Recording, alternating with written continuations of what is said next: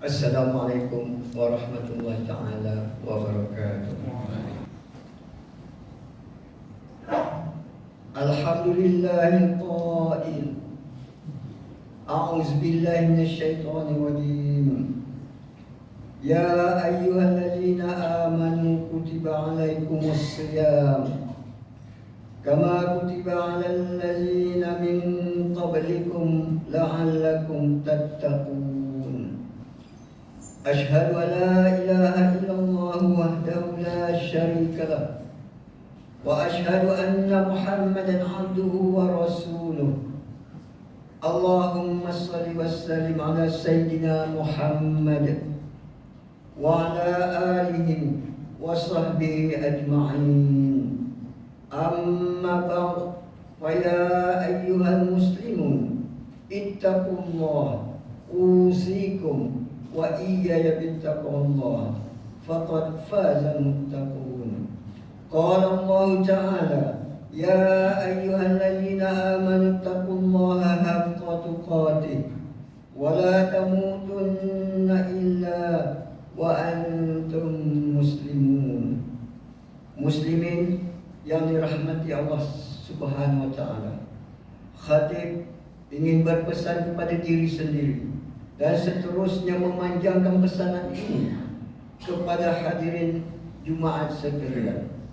Marilah kita meningkatkan ketakwaan kepada Allah Subhanahu wa Ta'ala dengan melaksanakan segala perintahnya serta meninggalkan segala larangannya.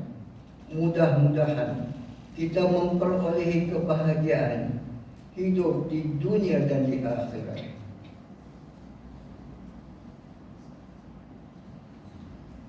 Marilah kita menghayati khutbah pada hari ini yang bertajuk tercapaikah matlamat Ramadan kita. Muslimin yang dirahmati, hari ini kita telah pun berada di bulan Syawal. Bagi orang yang beriman, mereka akan merasa sedih kerana Ramadan telah pergi meninggalkan mereka. Sebaliknya, bagi orang yang kurang imannya, mereka akan bergembira dengan berlalunya Ramadan. Kerana bagi mereka akan hilangnya kesusahan berpuasa hampir 14 jam sehari, bangun sahur, berdiri lama dengan solat tarawih dan melakukan ibadah-ibadah yang lain. Sedarlah bahawa Ramadan merupakan madrasah atau pusat latihan bagi memupuk keimanan melalui tarbiyah fizikal dan rohani. Secara zahirnya, fizikal orang yang berpuasa adalah lebih baik dari keadaan fizikal orang yang perutnya sentiasa kenyang. Rasulullah SAW sendiri sering memilih berpuasa atau mengosongkan perutnya untuk tujuan beribadah kepada Allah Subhanahu wa Ta'ala. Baginda menyatakan bahawa perut yang kosong akan memudahkan untuk mengawal hawa nafsu, sedangkan kerosakan dan kebinasaan kepada kehidupan manusia di dunia ini banyak didorong oleh pengaruh hawa nafsu yang tidak terkawal. Hal ini diterangkan oleh Allah Subhanahu wa Ta'ala dalam surah Yusuf ayat ke-53. A'udzu billahi minasyaitonir rajim. Wa ma ubarri'u nafsi innan nafsa la'ammaratun bis-su' illa ma rahima rabbi inna rabbi ghafurur rahim. Maksudnya, dan aku tidak membebaskan diriku dari kesalahan, kerana sesungguhnya nafsu itu selalu menyuruh kepada kejahatan, kecuali nafsu yang diberikan rahmat oleh Tuhanku. Sesungguhnya Tuhanku Maha Pengampun lagi Maha Penyayang. Hadirin jemaat yang dikasihi, marilah kita bermuhasabah diri dan menilai kembali Ramadan yang telah meninggalkan kita dengan datangnya Syawal. Kita melihat kelaziman yang berlaku apabila datangnya Syawal, maka masjid kembali sunyi daripada ahli karya. Solat berjemaah semakin kurang bilangan safnya. Al-Quran kembali tersusun rapi, ibarat suci dalam debu. Fakir miskin dan anak-anak yatim kembali tidak disantuni. Persoalannya, mengapakah nafsu yang terdidik sepanjang Ramadan gagal untuk diterjemahkan di luar Ramadan? Seharusnya tarbiyah Ramadan mampu meninggalkan kesan yang besar kepada umat Islam yang melalui madrasah Ramadan, tetapi sebaliknya pula yang berlaku. Di manakah silapnya? Orang yang mempunyai hal tuju dalam kehidupan dan amal akhiratnya, maka kita melihat kehidupannya sama ada dalam Ramadan atau di luar Ramadan, sentiasa terarah dan terpandu kepada perkara-perkara kebaikan dan amal akhirat. Khatib teringat kata-kata Profesor Dr. Yusuf Al-Qadrawi, kunu rabbaniyin wala takunu ramadhaniyin. Jadilah kamu hamba Allah yang Rabbani, dan janganlah kamu menjadi hamba Ramadan. Orang yang menjadi hamba Allah akan sentiasa istiqomah dalam amalannya, sama ada di dalam atau di luar Ramadan.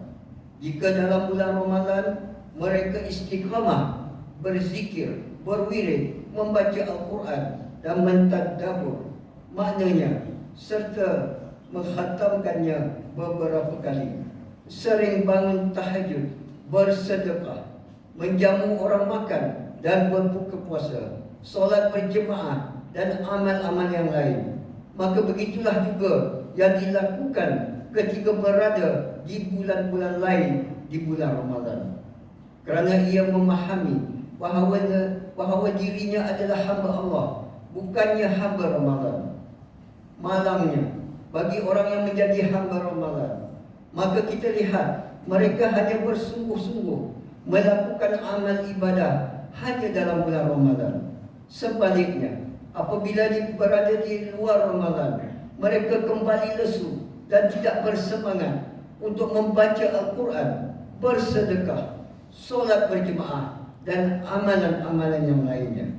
Justru pastikanlah diri kita menjadi orang yang berilmu dan memahami peranan serta tujuan kita diciptakan atas muka bumi ini berdasarkan firman Allah Subhanahu wa taala dalam surah Az-Zariyat ayat ke-56. A'udzubillahi minasyaitonir rajim. Wa ma khalaqatul jinna wal insa illa liya'budun. Dan aku tidak menciptakan jin dan manusia melainkan supaya mereka mengabadikan diri kepadaku. Sidang jemaat yang dikasihi, jika kita perhatikan kembali, banyak amalan baik yang telah kita lakukan sepanjang berada di dalam bulan Ramadan, maka teruskanlah istiqamah melakukan amal-amal tersebut, supaya keberadaan kita di bulan-bulan di luar Ramadan sama semangatnya seperti kita berada di dalam bulan Ramadan. Janji Allah kepada orang-orang yang istiqamah ialah firman-Nya dalam surah Fusilat ayat ke-30. A'udzubillahi minasyaitonir rajim. Innal ladzina qalu rabbuna Allah thumma istaqamu tatanazzalu 'alaihimul malaikah alla takhafu wa la tahzanu wa abshiru bil jannati allati kuntum tu'adun.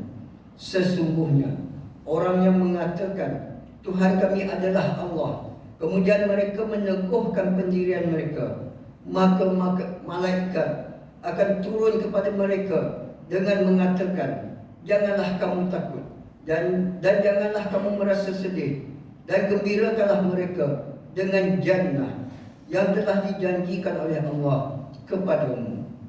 Mudah-mudahan kita tidak terlupa akan segala nikmat ketika berada di bulan Ramadan dengan meningkatkan amal ibadah dan bersungguh-sungguh melaksanakannya. Kerana itu adalah sebagai tanda betapa Ramadan amat berkesan dalam sanubari kita. Hadirin jemaat yang dimuliakan, mengakhiri khutbah pada hari ini, marilah kita mengambil beberapa taujihat yang boleh dihayati dan dijadikan amalan bersama. Pertama, umat Islam hendaklah meyakini bahawa segala perkara yang dilakukan, sama ada baik atau buruk di atas dunia ini, akan mendapat balasan daripada Allah Subhanahu Wa Taala di akhirat nanti. Kedua, umat Islam hendaklah istiqamah melakukan segala amalan soleh, sama ada dalam bulan Ramadan atau bulan-bulan di luar Ramadan.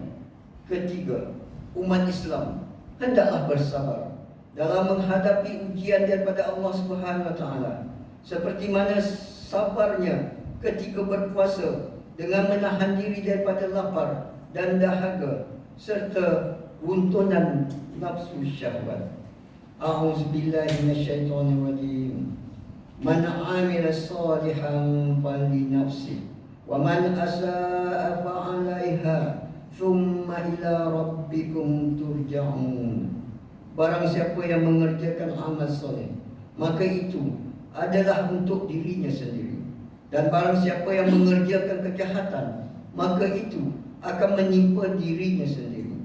Kemudian kepada Tuhanmu kamu akan dikembalikan. Surah Al-Jathiyah ayat ke-15. Barakallahu li wa lakum fil Qur'anil azim wa nafa'ani wa iyyakum bima fihi minal ayati waz zikril hakim wa taqabbala minni wa minkum tilawatah innahu huwas sami'ul alim.